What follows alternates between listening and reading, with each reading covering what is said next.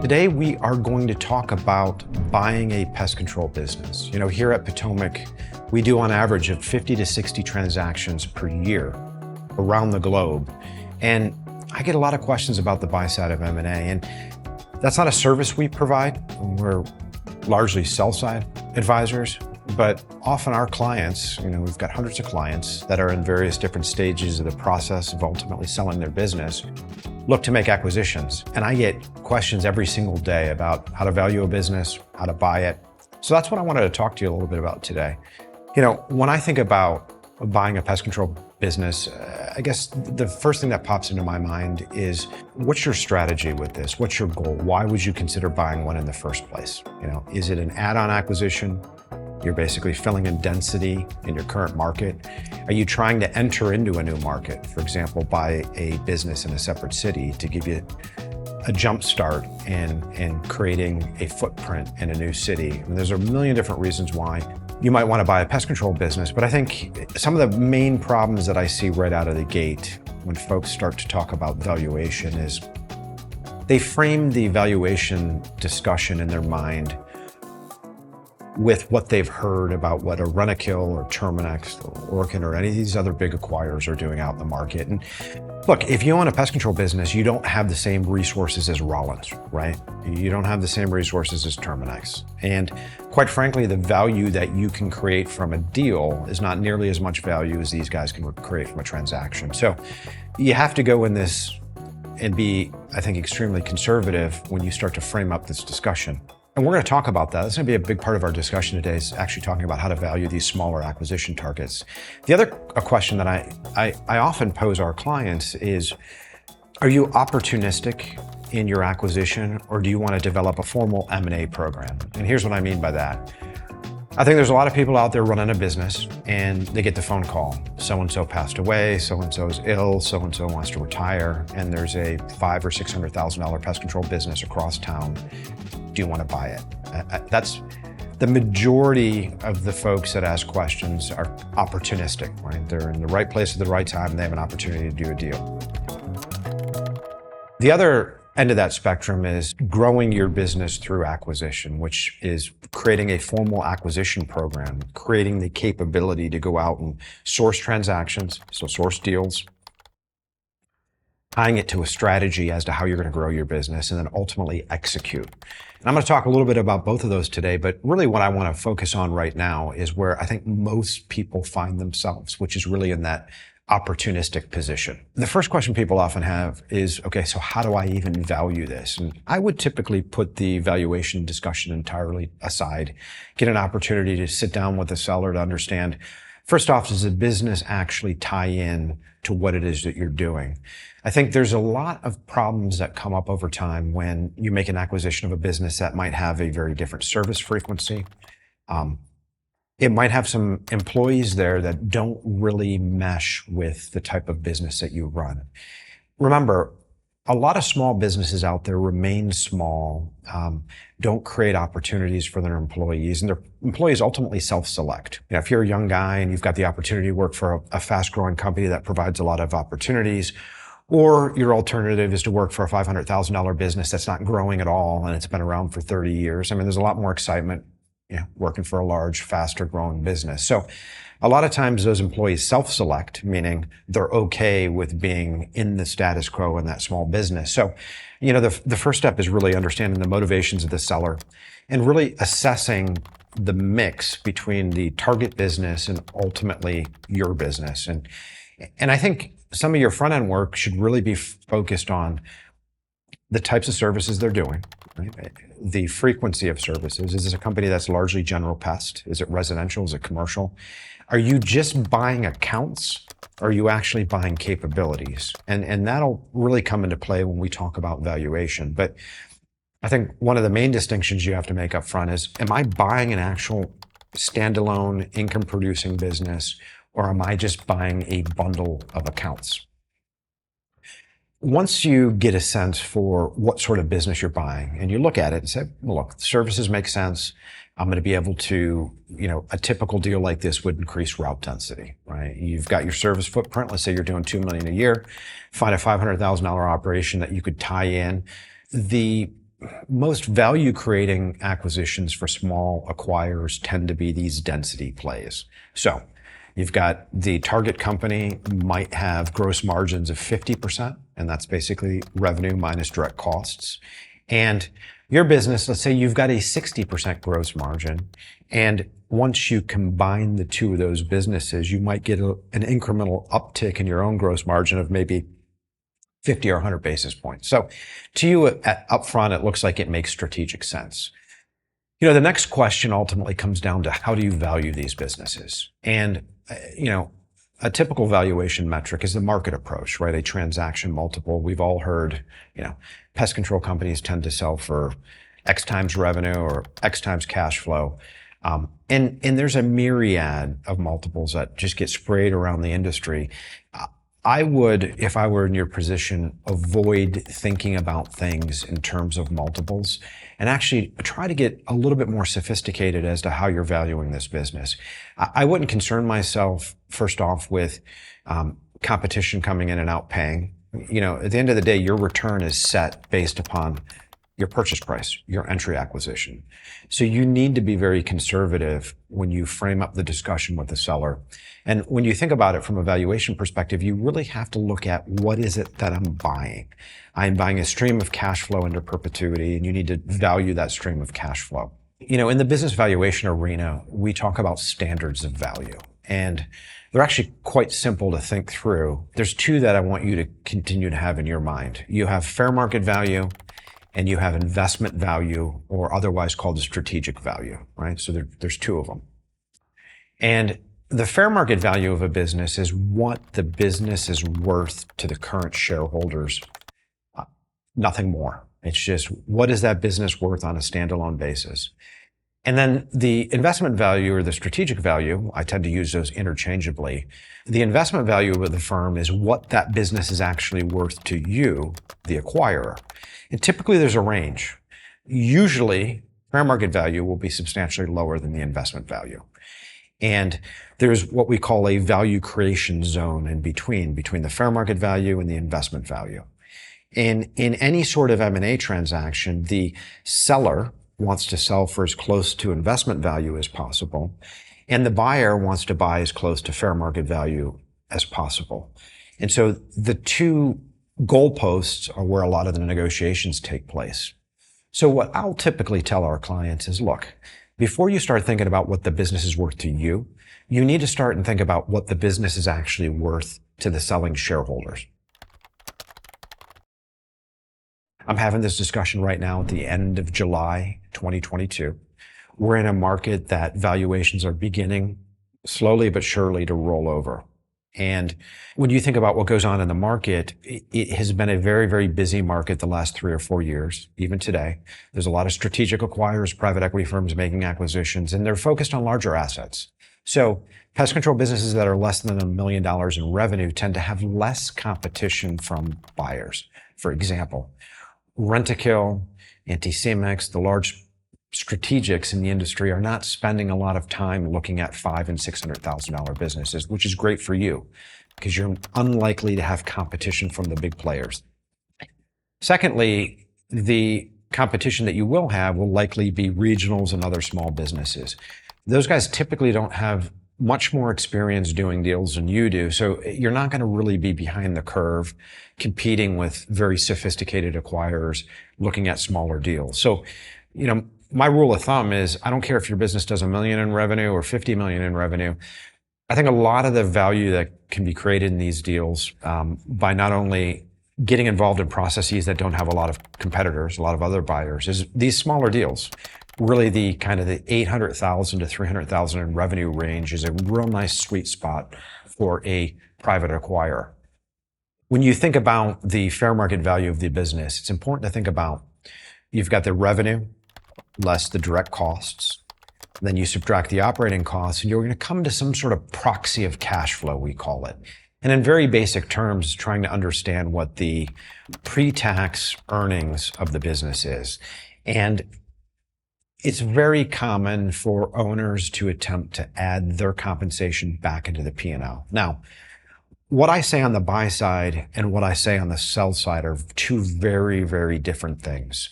So when you hear me talk about sell side M&A, I want to throw the kitchen sink back into this. But if I'm investing my own hard-earned money, I'm going to make sure that the P&L, the income statement that I'm looking at, reflects the true costs in the business. And owners will oftentimes, especially for smaller businesses, not pay themselves, or they might pay themselves a very small salary in order to avoid unemployment taxes and so on and so forth. And it's important to really understand from the get-go what sort of economic benefit is the owner actually providing to that business. So if the owner is paying himself $30,000 a year, but based on all your knowledge of the industry and what it is that you understand that he's doing after discussion, he should be paying himself $85,000 or $90,000 a year. You're ultimately going to have to replace that. And so once you can effectively normalize a P&L, and over the course of the next couple of months, I'm going to provide a financial model for folks in the industry who want to do acquisitions. It'll be free. You can subscribe to our commentary at PotomacPestControl.com.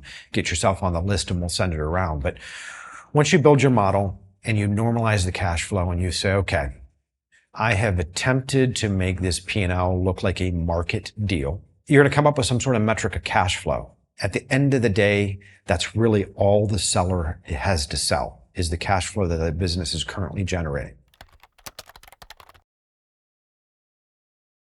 I tend to look at things on the buy side on a trailing 12-month basis. So right now we're in July. So if I were looking at a target company, I would typically want to look at least 5 years of historical financials. And my extensive focus would really be on that last 12 months, which would be July 1st of 2021 to June 30th of 2022. And that will give me a real good picture on a rolling 12-month basis what the business is doing. You're also going to want to dig into seasonality, right? I mean, depending on what area of the country you're in, depending on what area of the world you're in, depending on the type of services, is it commercial, residential, there might be some seasonality. Now, unfortunately, sometimes it's very difficult to get monthly financial statements from small pest control companies. It's something that I think is really worthwhile for you doing, at least for a 2-year period. At bare minimum, you want to at least be able to see the revenue line on a rolling 24-month basis. Now, you've done that work. You've gotten a great sense of where the business is on a pre-tax cash flow basis for the trailing 12 months. I would recommend that you don't add back depreciation. So when you look at the P&L, oftentimes if an accountant has prepared the financial statements for you, they might add back things like depreciation and say something to the effect that depreciation is a non-cash charge, right? It's a financial or it's an accounting construct, and it's used to depreciate fixed assets that we've purchased historically and depreciate them over time. I think in pest control, as a basic rule of thumb, depreciation tends to be a really good proxy for maintenance CapEx. And you can never really get to cash flow if you don't run the depreciation charge through the P&L. So you take it from the revenue line, you go all the way down, you get yourself earnings before interest, taxes, but not depreciation. You make sure that charge stays in the P&L. Amortization is typically not something that you're going to really be too focused on for a small pest control company. That should be zero or pretty close to nothing. Now that you've got that cash flow stream, what the heck do you do with it? As we talked about earlier on in this discussion, a lot of guys will apply a multiple to it. 4 times cash flow, 5 times cash flow. And I think it's good for you to understand those multiples.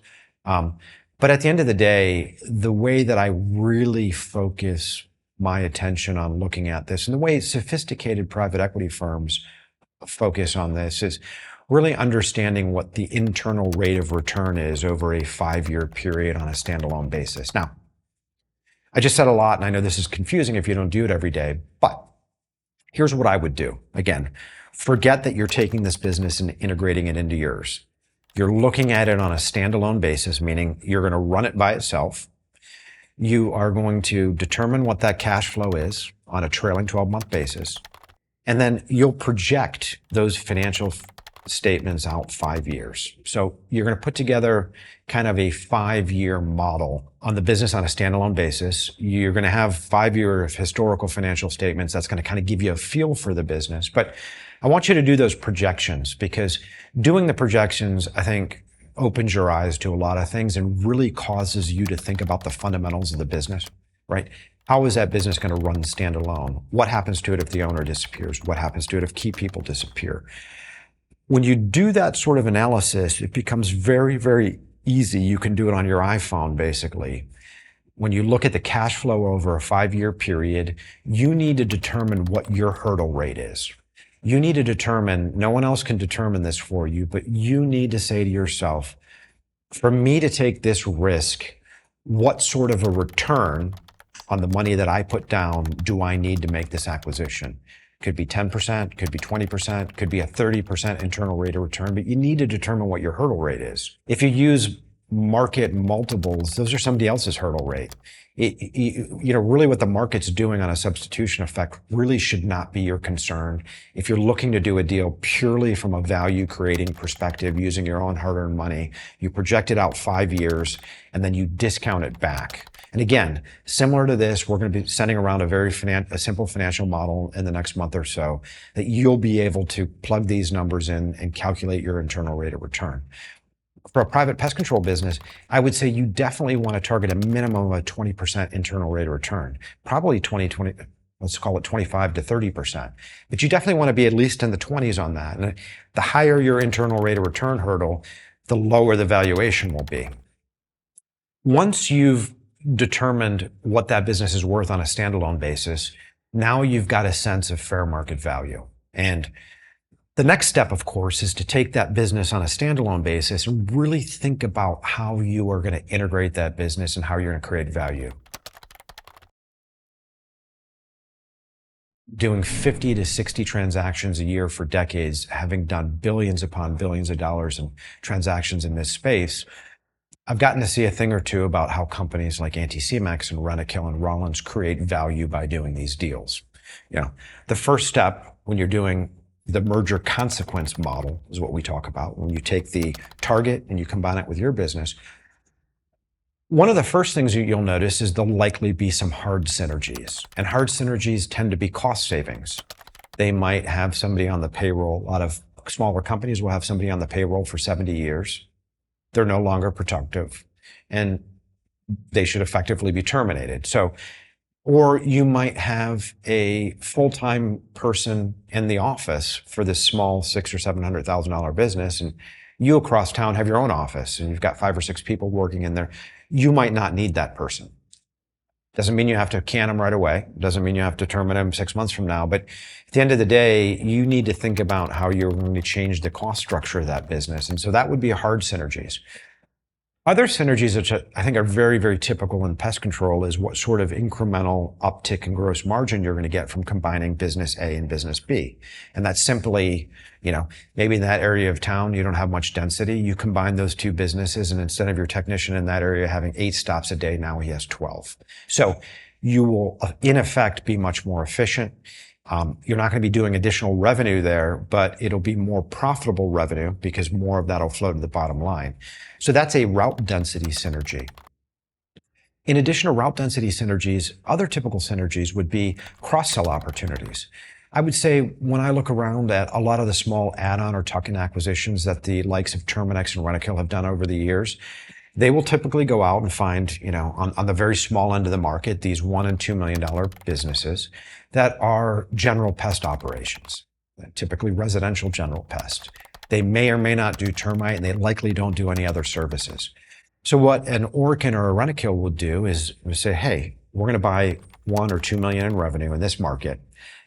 We're keeping the office, or maybe we'll get rid of the office. But nonetheless, one of the main things that they do is take that $1 million or $2 million in residential general pest revenue, and then they cross-sell services. So if your business offers 5 services, let's say you're doing termite, you're doing general pest, you're also doing mosquito, you might have other ancillary services that you've added on or otherwise bundled in, you now have the ability to cross-sell those services to that customer base. It's very, very difficult to project those sorts of synergies unless you have a track record of having done it already. Meaning you're not going to have any data points to go back and look at. You're not going to be able to say, over the last 15 acquisitions we've done, on average, we've been able to cross-sell 10 or 15% of the customer base. So in the kind of the first iteration of analyzing this, I wouldn't spend a whole lot of time focusing on the revenue enhancements you can make in the deal.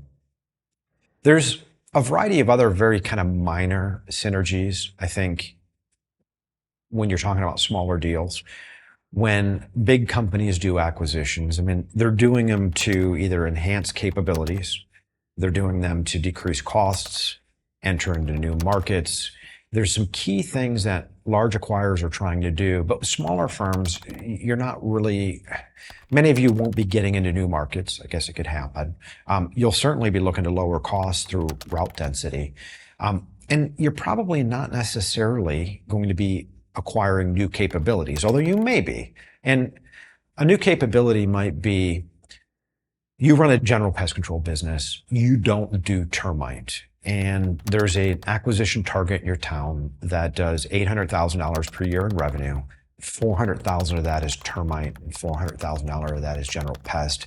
You've got some great termite technicians over there. They're licensed, they know what they're doing, they've got the experience. Well, if you buy that business, now you could take that termite capability and cross-sell termite to your own customer base because you're not doing it now. So sometimes those capabilities are acquired, but for the most part, the extreme majority of the small deals that are done, that tend to be, from, let's call it 50 grand in revenue up to about $1 million by privately held owners, tend to be route density plays, which is, we're going to buy this chunk of revenue, we're going to pull it into our routes, we're going to keep a few of the technicians, we're going to get rid of the back office, we're going to close that office down, and we will create value by doing the deal.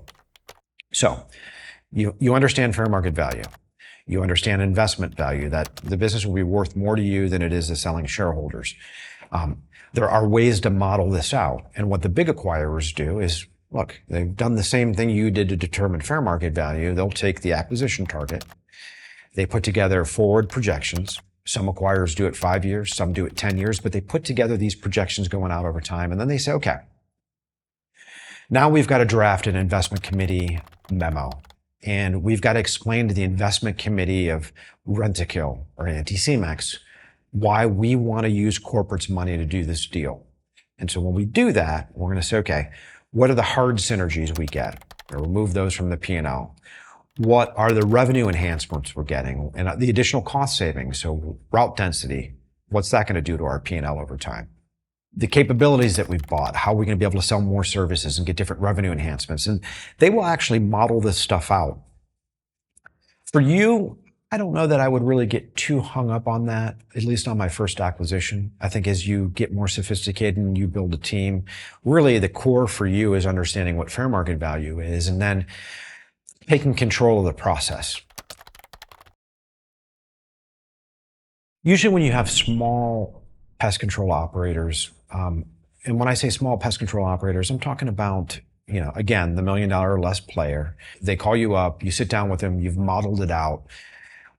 When I talk about taking control of the process, my suggestion is you shouldn't sit down with an acquisition target and ask them how much they want for their business.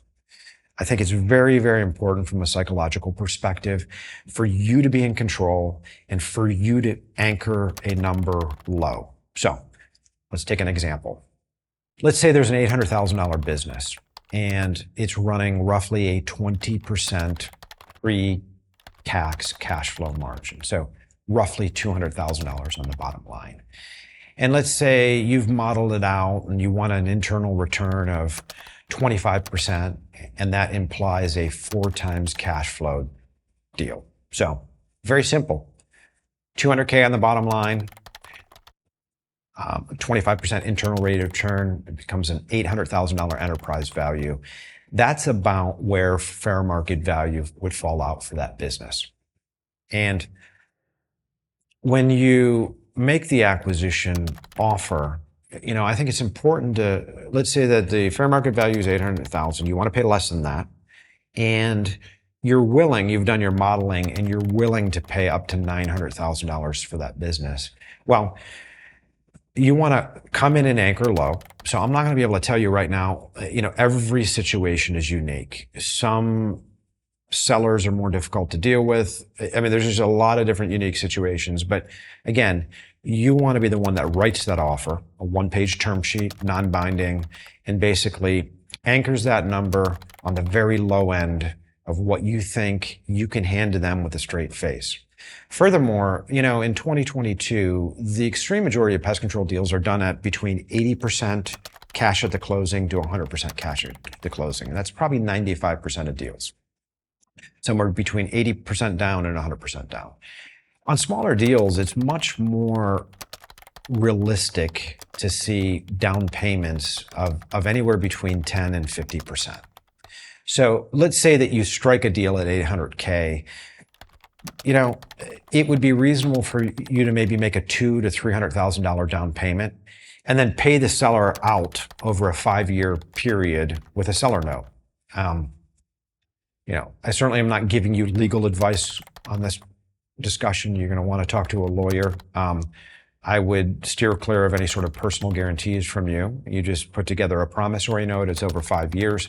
Although I don't really do many transactions anymore that have any contingencies or holdbacks that are contingent upon performance. It's very, very rare for us as sell-side advisors in the industry. If I were out buying a target, there's no way I would do a deal without making sure that there's some sort of a contingency in there based on future performance. So let's pretend the $800,000 business has been growing at 1% per year, right? Dramatically less than the rate of inflation. And you're going to pay $300,000 up front and $500,000 over time. You do want, at least for a period of 12 months, some sort of a contingency in there that if revenue rolls over or somebody like the owner or any of the employees go out and solicit customers and begin to impair the value of the business that you've just acquired, you want some contingencies in there. And contingencies can be very simple. And I've seen them done a million different ways. The big companies like to do what we call take and pays. So a customer post-closing would have to take and pay for one service or two services or three services before they're actually deemed a non-canceling customer. If they don't do that, then that customer's clawed back from the actual promissory note. And, I think in a subsequent discussion, I can go in further depth on that topic, but you definitely want to make sure that you have some sort of a clawback provision. I often see that folks that don't do a lot of acquisitions can really get mired in the details when it comes to doing an upfront assessment of the business, right? You want to see tax returns and internal financial statements and all sorts of stuff. For me, I kind of think it makes a lot more sense to try to get some internal financial statements upfront, maybe a tax return or two if the seller will give it to you, and maybe some exports from Pest Routes, PestPack, ServSuite, whatever the sort of software the small company is using. On the front end assessment, I think you should be willing and able to maneuver relatively quickly, meaning you don't want to spend much time upfront assessing the opportunity. You want to be very decisive, get the materials within a few short days, make your assessment, come back, put a term sheet on the table. Don't get mired in the details because there's a lot of opportunities out there. And unless you really want to build that capability, again, get the least amount of information from the seller up front that you need in order to make that assessment. You have plenty of time in the due diligence period to actually really dig deep into the business. And let's say that you put your offer on the table, the seller is likely to negotiate with you. I think one of the things that I would keep in mind if I were you is there are a plethora of opportunities for most people. Sometimes you live in a really rural area, there's only one or two other companies. But I think for me personally, where we are today in the summer of 2022, it is an absolute horrible time to be a buyer of assets. I am selling everything across the board. I am selling everything from stocks and equities to real estate. Everything that I have, I am selling, just given the fact that the Federal Reserve is hiking into a downturn. This, in my opinion, is going to be a train wreck in slow motion in the coming years. And I, of course, want to have the resources available to pounce on opportunities.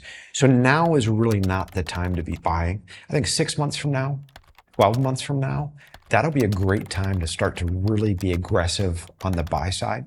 And, we'll get through this period over the next kind of 6 to 12 months where I think the market's going to dramatically change. I think that as much as pest control is recession proof or recession resilient, yeah, it is recession resilient. But at the end of the day, when the recession does come, it really is going to put the strain on a lot of these smaller businesses. Plus, when you add in the stagflationary environment that we have, something we haven't seen since the 70s, I think it might make for a very, very interesting opportunity for folks out there in the industry to go out and pick up these businesses on the cheap. Because I do know, look, I've been doing this in pest control since 2003.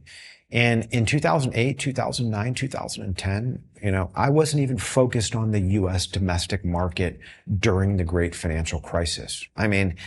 There was tumbleweed blowing through the M&A halls of pest control. The large companies weren't buying.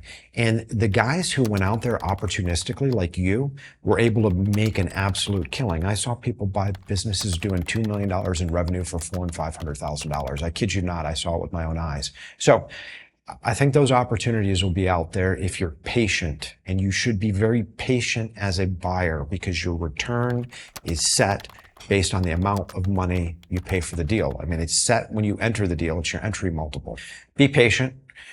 Now might be a good time if you really want to take advantage of potential great opportunities in the future, is really to kind of spend some time thinking about how you're going to model this out. Spend some time thinking about how you're going to integrate this into your business. You know what? Now in the summer of 2022 into the fall of 22, get out there. If you actually want to develop a formal acquisition program, get out there and spend time meeting with everyone else in the industry in your area and let them know, I've got this family-owned business, or this is my business here. Here's how many people I have. Here's how much we've grown. Here's what I plan on doing in the industry. If you're a privately held pest control business, you can really play up I'm the local guy, don't be a sellout. Because what many, many sellers, even some of the bigger sophisticated sellers, don't understand is there's a huge difference between what a large acquirer can pay, not only from a capacity to pay perspective, but also the resources that they have in their pocket versus what a local player can pay. And sellers often think that price is objective. Like, there's one price for my business. So it doesn't matter, it doesn't matter if I sell to Orkin or a small player, I'd rather sell to a small player because price is objective. It's ludicrous, but there's a tremendous opportunity to take advantage. Look, a lot of these big companies out there, the private equity firms, take advantage of sellers, whether they have $500,000 businesses or $50 million businesses, when they do not get sophisticated advisors on their side. So if you can find an opportunity with a business broker or a seller that doesn't have any really good advice, then you might find yourself in a position to get a phenomenal deal. And I know sometimes people feel bad about that, right? It's like, you feel bad when somebody could have sold something for $3 million and turned around and sold it for $1 million, but you should not, because you're not taking advantage of them. You're taking advantage of the opportunity.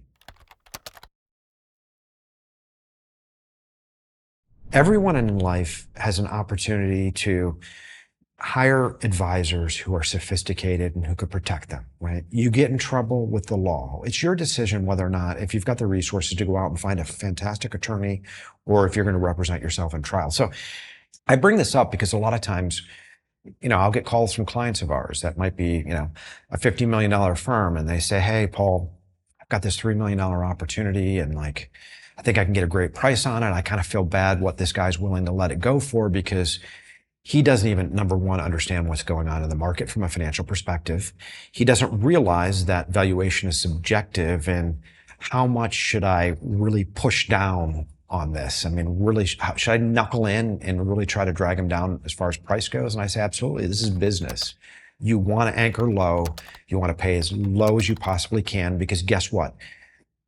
At the end of the day, if you live in a market society, and if you're creating more value for your customers, and you're more value for your people, and more value for yourself, you're actually creating value for society as a whole. And I almost view it as your duty to take those idle assets out of the hands of non-productive organizations and put them into the hands of your more productive organizations. You'll never feel bad about that. From a diligence perspective, I mean, this is when it gets complicated. And, Patrick and I on the Boardroom Buzz have had, I think, a few discussions historically on diligence. I think we've done some buy-side sessions, so you can pull them up. But let's say that you've made an offer, you've negotiated, now you're signing a non-binding letter of intent or term sheet. You should give yourself at least 60 days for diligence. On the buy side, if you get an attorney in there who knows what he's doing, he's going to try to limit you to 15 or 30 days of exclusivity. But really what that means is you sign a term sheet with a seller and you tell the seller, hey, this is non-binding. Here's what I think I'm going to pay you. I'm going to pay you 800 grand. I'm going to give you 300,000 up front, 500,000 over time. Here's the interest rate. And I need to do diligence. So you are agreeing for a period of at least 60 days to not have any discussions with any other buyers, right? So you're signing your name next to this. You're not going to have any other discussions with any other potential buyers. I have exclusive right to look at this business because I'm making investments in the diligence process. I might be hiring financial guys. I'm hiring legal guys. I might hire an environmental guy. Who knows? I'm hiring a lot of advisors. I'm spending time, money, and effort to look at this. I want to know that the seller can't go around and shop it. Fine. In addition to the exclusivity clause, you need to specifically outline the types of assets that you're actually buying. Again, this isn't legal advice. You need to talk to a very competent attorney that has experience in buy-side M&A when you do this. And a guy that I've known for a long time named Mike Stanzik, he's in his 40s. There's a lot of guys in this industry that are running around in their 70s and 80s, some of these attorneys that tend to do a lot of these deals. These guys, in my opinion, stopped being decent 35 years ago. So you don't have to hire Mike, but there are guys like Mike who are relatively young, who know how to actually use email and word processing programs as opposed to putting notes on stuff handwritten. Find yourself a good attorney. And when you structure your letter of intent, you're choosing typically to do an asset deal or a purchase of assets. And again, I'm not going to go too into the legal aspects. There are certain times where you would want to do a share deal or a stock deal. But for the most part, your letter of intent would effectively say, I am buying substantially all the assets of XYZ Pest Control Company, including but not limited to, and then you need to highlight the things that you want, right? You're buying the customer list, you're buying the goodwill, you're buying the intellectual property, so on and so forth. And there's a lot in a letter of intent. I'm going to actually go through a letter of intent a few weeks from now to kind of give you guys a better idea or a clearer look on the inside of a letter of intent. But once you get that LOI locked up, now you got yourself 60 days. At the 60-day point, that's when you really want to get down into the internal financial statements. You want at least 5 years of tax returns.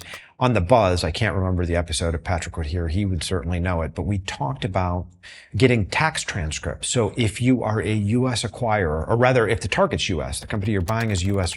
target, you can request tax returns directly from the seller. But then on top of that, you can order a tax transcript from the Internal Revenue Service. And I got to be honest with you, there's a lot of times there's material differences. Not a lot of times, I shouldn't say that. It's actually rare nowadays. But there are times when somebody would report to the IRS $1 million in revenue and actually be doing only $800,000 a year. Why would they do that? They're paying more taxes. I get it. But with where transaction multiples have been in recent years, it makes sense to pay the government more in tax money because the multiple of cash flow and revenue you're going to get is substantially higher than the tax liability. So if you could forge that stuff, you line your pockets. So you have to be careful with that. So you want to do your tax and accounting due diligence. You want to the extent possible, spend time with the people that you'll ultimately be employing. In fact, if I'm a buyer, I want to talk to everyone. I want to talk to the guy or the gal working in the office. I want to sit down and talk to every technician. I effectively want to be able to interview these people. And those are the types of things that you should be doing as well. Clearly, you want to do a lien search. In certain jurisdictions, sometimes liens that exist on the books are actually transferred to buyers. So we call that successor liability issues. So you're going to want to do a financing statement search. Again, if you've got a good attorney, he or she will be able to execute that for you and do the lien search. I'm not going to go full deep into diligence because I could spend days talking about the crazy stuff that I've seen and the things for you to look out for. what I ultimately wanted to get at here in this whole discussion is, number one, you're not Orkin, you're not Terminix. You really need to be extremely conservative. Number two, most of the discussions that I hear from the layman in the industry as to transaction multiples tend to be bullshit. So don't talk to your buddy who, oh, I've done a lot of deals, I can tell you this. That's not really the way to do it. If you really want to do it right, you're going to have to educate yourself, right? If you're going to do deals, if you're not going to just do a one-off, if you're going to do deals, you have to understand in very basic terms how to properly value these businesses and assess your risk. You do it. You owe it to yourself. It's your money. When you negotiate with these people, and again, Patrick and I have discussed this on the Buzz, don't ask a small seller what they want, because they're going to give you a number that's dramatically higher than anything you're willing to pay. You want to anchor low. You want them to negotiate from your low number and up, as opposed to, hey, I've got an $800,000 business, I want $3 million. Now you're negotiating from a $3 million starting point. That's not where you want to be. You want to be negotiating from a $400,000 starting point and going up versus the other way around. And for some people, it seems counterintuitive. Some people were like, hey, maybe the seller won't want that much. And if I put an offer on the table, maybe it'll be more than he actually wanted for the business. I think the chances of that happening are so infinitesimally small that it probably will never happen to you. And if it does, congratulations. Because if you valued it right, you're not overpaying for it anyway. But I wouldn't worry about offending people. This is a financial transaction. And a lot of times people say, I was insulted by the offer. Who gives two shits? At the end of the day, you're not dealing with your family or your friends. You are entering into a financial transaction, and you need to make sure that you've measured the risk, measured the return, and that you're paying the low amount, the absolute lowest you possibly can for this business. I appreciate you tuning in today. I will be doing a lot more on the buy side of M&A going forward. It's something that I spent a lot of time doing, back in my investment banking years and back when I worked for the largest publicly traded private equity firm in the United States doing buy side stuff. It's not what I do right now because, quite frankly, it's not as lucrative as doing sell side. But it's something that I do enjoy, and I think I can provide a lot of value to you in the industry talking about this stuff. So thanks for joining me today. Subscribe to our Potomac TV YouTube channel, as we're going to be putting a lot of videos on this. Go ahead and subscribe to the Boardroom Buzz as well. I will be sending out the financial model. I don't know when I'm going to get around to it. I think once the M&A environment slows down a little bit this summer, I will put together a quick and dirty financial model, and I will send it out to our subscribers. Go to PotomacPestControl.com, subscribe to the commentary, and you'll get it. Again, thanks for joining me.